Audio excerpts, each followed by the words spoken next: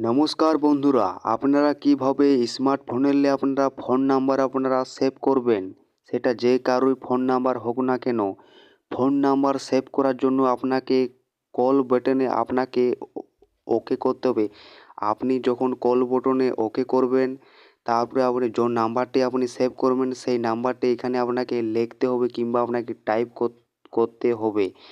আপনার যখন টাইপ করা হয়ে যাবে, তারপরে আপনি উপর দিকে তাকান, একটা লেখা আছে ক্রিয়েট নিউ কন্টেন্ট, এটি আপনাকে ওকে করতে হবে।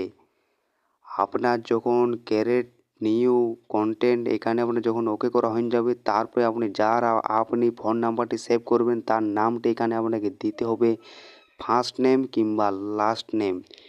আপনি যখন এখানে আপনি যখন দিয়ে দেবে নামটা সেভ করে, তারপরে আপনি উপর দিকে তাকান, একটা রাইট বলে চিহ্ন আছে, এটি আপনাকে ওকে করতে হবে।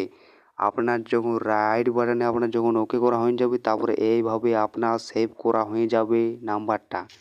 আশা করি আপনারা ভিডিওটা দেখে বুঝতে পেরেছেন। আপনার যদি ভিডিওটা যদি ভালো লেগে থাকে তাহলে একটা লাইক করে দিন, আর নতুন নতুন ভিডিও দেখার জন্য চ্যানেলটা সাবস্ক্রাইব করে দিন।